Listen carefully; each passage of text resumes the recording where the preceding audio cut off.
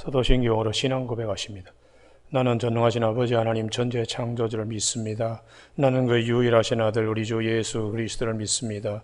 그는 성령으로 잉태되어 동정노 마리아에게서 나시고 본디오 빌라도에게 고난을 받아 십자가에 못 박혀 죽으시고 장사된 지 사흘 만에 죽은 자 가운데서 다시 살아나셨으며 하늘에 오르시어 전능하신 아버지 하나님 우편에 앉아 계시다가 거기로부터 살아있는 자와 죽은 자를 심판하러 오십니다. 나는 성령을 믿으며 거룩한 공교회와 성도의 교제와 죄를 용서받는 것과 몸의 부활과 영생을 믿습니다. 아멘. 오늘 아침에 하나님께서 우리 모두에게 주시는 생명과 진리의 말씀은 신약성경 마태복음 5장 13절에서 16절까지입니다. 한 절씩 교독하시겠습니다. 마태복음 5장 13절. 너희는 세상의 소금이니 소금이 만일 그 맛을 잃으면 무엇으로 짜게 하리요? 후에는 아무 쓸데없어 다만 밖에 버려져 사람에게 밟힐 뿐이니라.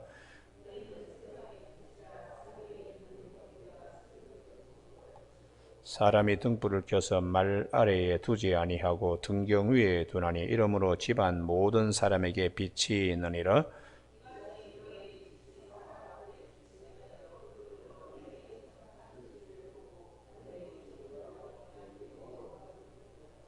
아멘. 오늘 세상의 소금과 빛이라는 제목으로 말씀을 같이 나누겠습니다. 주님께서 오늘 13절과 14절에 너희는 세상의 소금이라 너희는 세상의 빛이라 하는 이 말씀은 살아가는데 소금이 절대적으로 필요합니다. 또 우리가 빛이 절대적으로 필요합니다. 그만큼 그것은 소중합니다.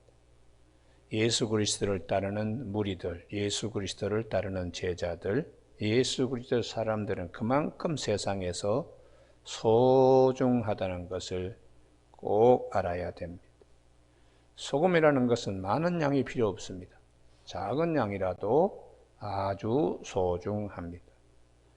등잔도 하나만 있어도 웬만한 방에 불을 밝힐 수 있습니다. 작지만 없어서는 안 될 아주 요긴하고 귀한 존재라는 것이. 그러니까 성도들 한 사람 한 사람이 얼마나 소중한 것인가를 먼저 알아야 됩니다. 우리는 사도 바울 한 사람을 통하여 많은 사람이 생명의 빛 대신 예수 그리스도로 돌아왔잖아요. 어둠과 흑암과 사망의 그늘 아래에 있는 자들이 생명의 빛을 볼 수 있도록 한 사람의 역할이 그렇게 많은 죽어가는 심령들을 예수님 앞으로 생명의 세계로 인도하였으니까 우리가 수가 많고 적음이 중요한 게 아니고 우리 안에 있는 하나님이 주시는 이 귀한 은혜를 꼭 기억하는 아침이 되기를 바랍니다. 그리고 이 소금과 빛은 쓰임받을 때 그 역할이 더 그냥 항아리 속에 있는 소금은 아무런 의미가 없습니다. 그것이 나와서 맛을 내기 위하여 뿌려져야 하기 때문에 사명이라는 게 굉장히 중요하지요. 등불도 켜놓지 않고 그냥 등대 등잔으로 이런 게 놓으면은 그 있으나 마나입니다. 이 불을 밝혀야 사명이 있어요. 사명. 그래서 우리가 이 맛 잃은 소금에 대하여 13절에 너희는 세상의 소금이니 소금이 만일 그 맛을 잃으면 무엇으로 짜게 하리요? 후에는 아무 쓸데없어 다만 밖에 버려져 사람에게 밟힐 뿐이라. 당시에 요리하는 방법 가운데 이 기와장 사이에 열전도율이 높은 소금층을 집어넣어서 밑에서 불을 떼면은 그 열전도율이 높기 때문에 음식을 빵을 굽는다든지 할 때에 맛있게 요리합니다. 그러나 한참 쓰고 나면 소금이 그 열전도율이 낮아버리니까 쓸데없는 소금, 역할을 감당하지 못한 소금은 길가에 연탄재 뿌리듯이 길가에다 버리는 일들이 당시에 많이 있었습니다. 우리가 그렇게 사명을 잘 감당해야 하는데 아무것도 하지 못하는 것이 아니고 세상의 빛으로 세상의 소금으로 사명을 감당하도록 그렇게. 그러면 이런 사명을 감당할 때 소금은 결국 자기 모양대로 결정체를 가질 수 없습니다. 다 녹아져야 맛을 낼 수 있습니다. 등잔의 등불도 심지를 태우고 기름을 태우고 자기가 없어져야 빛이 나는 겁니다. 이게 자기 희생이죠. 우리가 성도에게 하나님이 주시는 자기 희생. 누구 한 사람의 희생 없이 어떻게 좋은 일을 경험할 수 있겠습니까? 예전에 보면은 그 추울 때에 가정에 부모님들이 먼저 부엌에 나가서 그 부뚜막에 있는 그 큰 솥 있죠, 솥. 그 솥에 물을 붓고는, 그 다음에 그 참 언 겨울철에 그 부엌에서 불을 지피고 한참이 더 더운 물을 만들고 방도 데피고 이렇게 온 가족 식구가 다 더운 물도 쓰고 냉골이었던 방에 다시 옮겨오듯이 이 희생이라는 것, 헌신이라는 것은 대단히 중요합니다. 오늘 아침에 우리가 세상의 소금, 세상의 빛 할 때에 이 하나님이 주신 이 사명을 감당할 때에 자기 부인, 자기가 없어짐, 이것이 하나님 앞에 얼마나 큰 영광을 돌리는가, 이걸 성경은 우리에게 일러주고 있습니다. 특별히 16절 다 같이 한번 읽으실까요? 시작. 이같이 너희 빛이 사람 앞에 비치게 하여 그들로 너희 착한 행실을 보고 하늘에 계신 너희 아버지께 영광을 돌리게 하라. 아멘. 다 주목합니다. 어떻게 하나? 그럴 때에 세상의 빛된 성도들은 하나님께 영광을 돌리기 위하여 악에 물들지 않고 탈복처럼 심령이 가난하고 마음이 청결하여 천국이 어떠한 것인가를 또 화평케 함으로 화평이 없는 땅에 화평을 심는, 그리고 의를 위하여 목마르고 또 굶주리고 때로는 또 핍박을 당하고 국리를 여기며 이러한 이제 온유라든지 이런 주님이 앞에 팔복을 말씀하셨습니다. 이런 하나님께서 우리에게 주신 말씀을 삶 속에서 행할 때에 많은 사람이 감동을 받는 것이죠. 우리가 일본의 해마다 2월 5일이면은 그 순교자 대회가 있어요. 축제 겸 기념일이 있는데 그 나가사키에 가면은 그 26명의 순교한 순교비가 아주 성지로 유명합니다. 우리나라에도 임진왜란 때 일본에 그 도요토미 히데요시가 와서 군사들을 끌고 들어온 일이 있는데 이미 그때에 벌써 포르투갈이나 스페인 신부들이 군종 신부가 되어서 우리 한국에 들어왔어요. 그래서 조선인들도 많이 잡아갔는데 그 일본 사람들이 우리 한국 사람을 저 동남아 필리핀에 이런 데 노예로 팔려고 할 때에 이 신부들이 말렸습니다. 하나님이 그렇게 하는 것을 원하는 것이 아닙니다. 그래서 우리 조선인이 굉장히 감동을 받고 일본에 포로로 잡혀가서 기독교로 개종을 한 거예요. 근데 일본에는 이제 그 현감이라 그럴 우리나라 도지사, 그러니까 어떤 종교를 갖는가에 따라 도민 전체가 바뀌게 되는 그런 시대였습니다. 불교를 신봉하는 이제 이 지도자가 생기면 본인의 의지와 상관없이 불교를 믿어야 돼요. 지도자가 기독교에 대해서 호감을 가지고 기독교를 믿는다면 거기 있는 거주하는 사람들은 하루아침에 다 기독교인으로 바뀌니까 이제 그런데 그런 과정에서 기독교를 박해하는 일이 있었습니다. 지도자가 나는 도저히 기독교를 나는 믿기 싫다. 그래서 많은 순교자들이 있는데 운천이라고 하는 그 온천물이 얼마나 뜨거운지 거기다가 이제 기독교인들이 많이 순교를 했습니다. 그리고 기독교를 갖다가 버리도록 기독교를 믿는 사람들을 귀를 잘라가지고 그 사람들을 저기 교토, 당시에는 그 경도가, 그 교토가 수도였는데, 거기서부터 나가사키 뭐 엄청난 거리죠. 천리길이 더 되는 거리를, 귀를 갖다가 이제 잘라가지고 본보기로 예수를 믿으면은 이렇게 귀를 자른다. 그래서 줄줄이 엮여가지고 그분들이 그 천리길을 올 때에 한 달 걸려가지고 나가사키까지 걸어오는데, 이 포졸들이 있었어요. 두 사람이. 모두 26명 가운데 6명이 외국인입니다. 외국인이고 20명이 일본인인데, 그 일본인 가운데에 18명은 기독교인이죠. 나머지 2명 포졸들은 처음에는 기독교인이 아니었어요.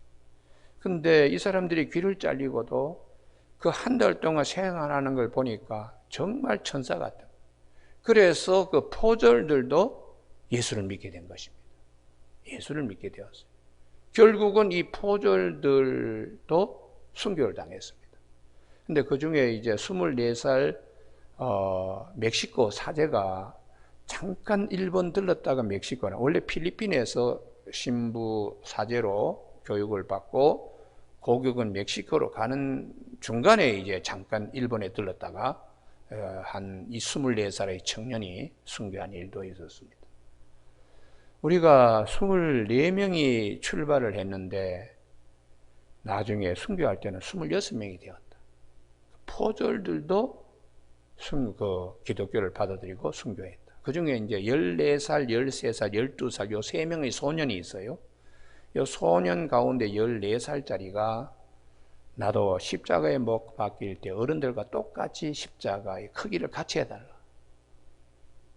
그래서 그 14살짜리가 그렇게 얘기하니까 13살, 12살 요 3명의 소년도 같이 십자가에 어른들과 똑같은 크기의 십자가에 그들이 순교를 당했습니다. 그래서 지금도 매년 2월 5일이면은 이 축일로 기념대회, 순교자 기념대회를 해마다 그곳에서 하고 있습니다.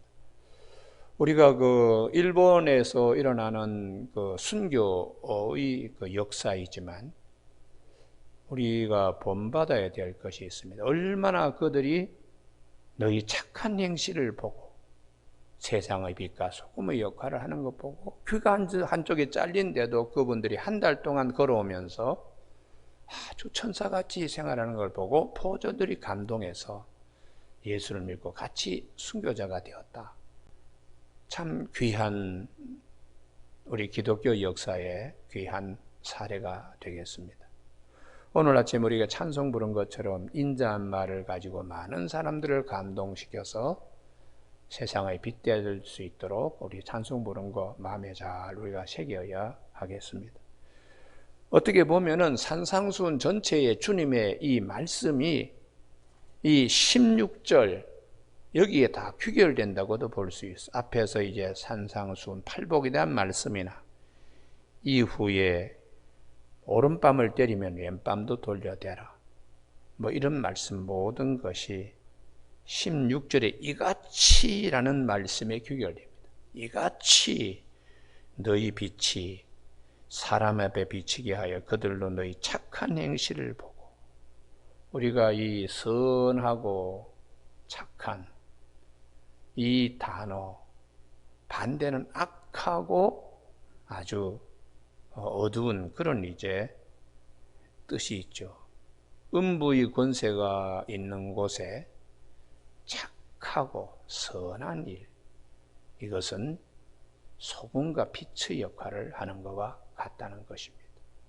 그게 그렇게 쉽게 되는 것이 아니고 나의 희생이 따르게 됩니다. 그래서 주님께서 나를 따르고자 하면 자기 십자가를 지고 나를 쫓으라, 그렇게 주님이 제자들에게 그 길을 말씀해 주셨습니다. 우리가 예수를 믿으면서 세상적으로는 손해보는 일이 많습니다. 여러 가지로요. 심지어는 자기의 모든 자존심도 다 내려놓아야 되는 때가 있습니다. 그때에 이 말씀이 들려져야 됩니다. 내 감정, 내 의지, 내 살아있는 혈기가 있으면 이 말씀으로 그것을 눌러야 돼. 그렇기 때문에 성령은 그 시간에 말씀이 생각나게 하시면서 그것을 이기게 아버지의 뜻을 이루도록 성령 도와주세요.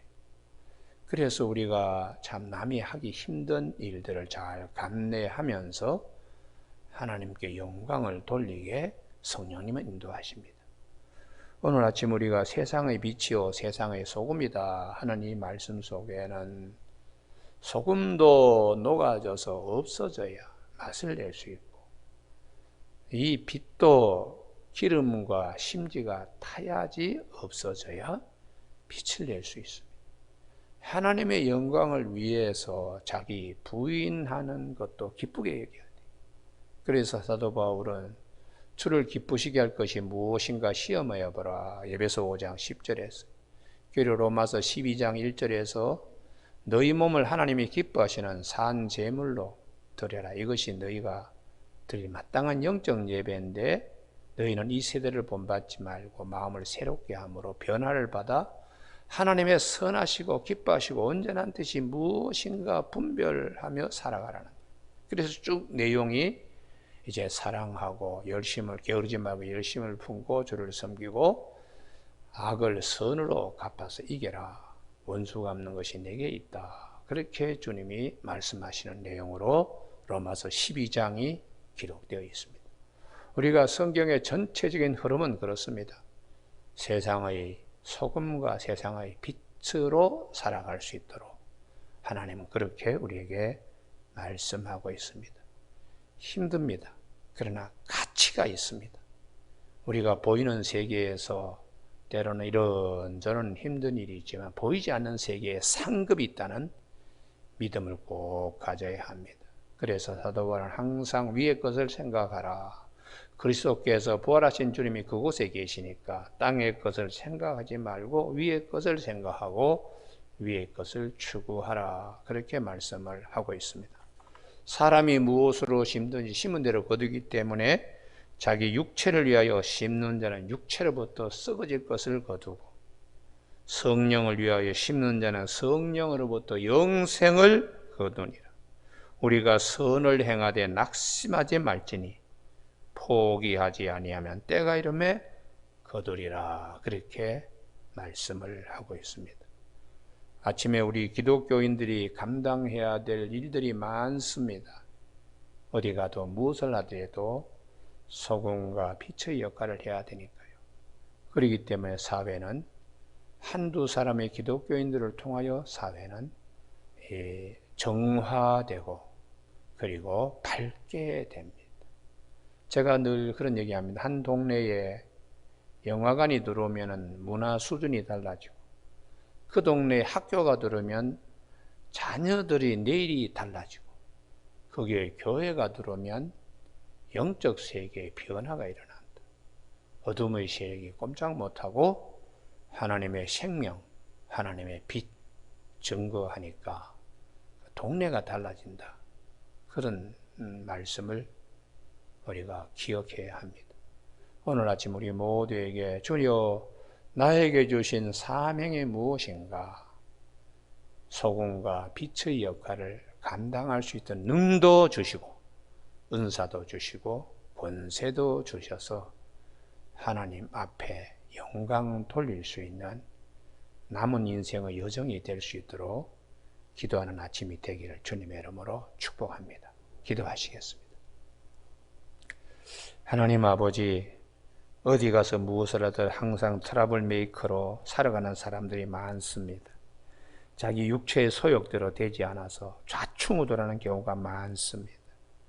오늘 아침 우리 모두에게 세상의 소금이요 세상의 빛이라는 너의 착한 행실을 통해 하나님께 영광을 돌리라고 하신 이 말씀이 우리에게는 큰 좌우명이 되게 하여 주시고 늘 들려지는 주님의 귀한 음성이 되게 하여 주셔서 우리 속에 있는 아직도 남아있는 혈기들, 남아있는 육체의 소욕들을 잘 제어하고 절제하여 성령의 아름다운 열매 맺는 삶이 되도록 성령이여 인도하여 주옵시길 원하옵고 예수님의 이름으로 기도드립니다. 아멘.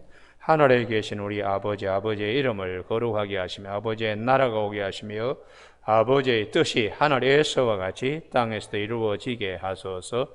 오늘 우리에게 이루어질 양식을 주시고 우리가 우리에게 잘못한 사람을 용서하여 준 것 같이 우리 죄를 용서하여 주시고 우리를 시험에 빠지지 않게 하시고 악에서 구하소서. 나라와 권능과 영광이 영원히 아버지의 것입니다. 아멘.